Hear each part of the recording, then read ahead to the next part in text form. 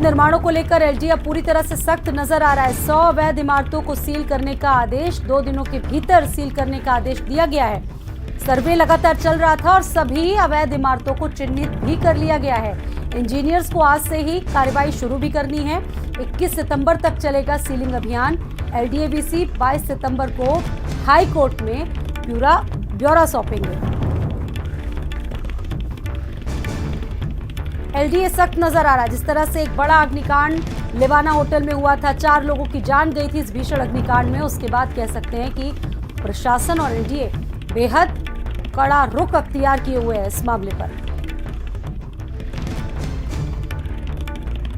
अवैध निर्माणों को लेकर एलडीए पूरी तरीके से सख्त नजर आ रहा है। 100 अवैध इमारतों को सील करने के आदेश दिए गए और 2 दिनों के अंदर इन्हें सील करना होगा। इसके अलावा सभी अवैध इमारतों को सील भी कर लिया गया है,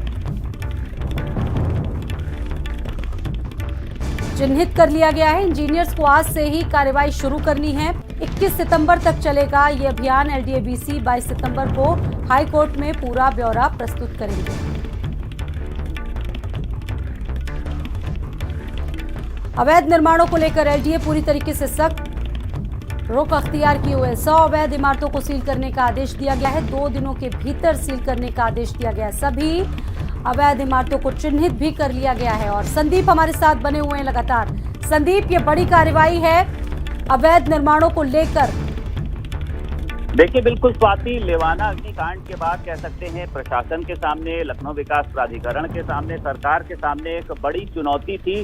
जिस तरीके से इमारतों में देखिए फायर के इंतजाम नहीं थे, आग लगने के बाद एग्जिट के इंतजाम नहीं थे। इसको लेकर अंदर ही अंदर एक रिपोर्ट तैयार करी गई है। हालांकि इस रिपोर्ट की जानकारी बहुत ही गिने चुने अफसरों को थी। अब देखिए, इस रिपोर्ट में जो सामने निकल कर आया है कि लगभग 100 से ज्यादा जो अवैध इमारतें हैं उनको सील करने का आदेश दिया है।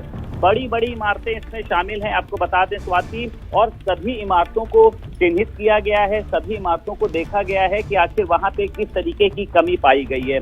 अब जिस तरीके से देखिए 21 सितंबर तक की बात करी जा रही है कि इन सभी जो इमारतें हैं उनको सील किया जाएगा और उसके बाद जो एलडीए के वीसी हैं वो 22 सितंबर को हाईकोर्ट में अपनी जो कार्यवाही है उसका एक ब्यौरा सौंपेंगे। क्योंकि इस पे देखिए कई तरीके से देखा गया था कि कई मानवाधिकार की बात कर ली जाए, कई तरीके के राजनीतिक लोगों की बात कर ली जाए, उन्होंने भी सवाल खड़े किए थे क्योंकि लेवाना अग्निकांड में 4 लोगों की मौत हुई थी।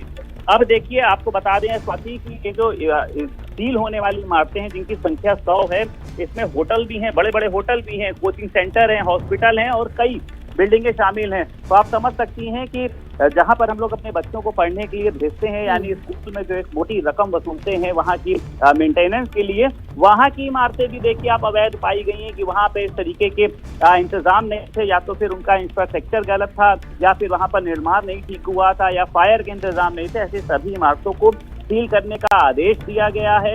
एक बड़ी पहल है कि आगे आने वाले समय में लेवाना जैसे बिल्कुल और आने वाले समय में ऐसे हादसे ना हो सके। संदीप, बहुत शुक्रिया जानकारी के लिए। और ऐसे सेफ्टी प्रोटोकॉल्स लगातार अपनाए जा रहे हैं जिला प्रशासन की तरफ से और ये बड़ी जानकारी निकलकर सामने आ रही लखनऊ से। कन्नौज से अगली खबर।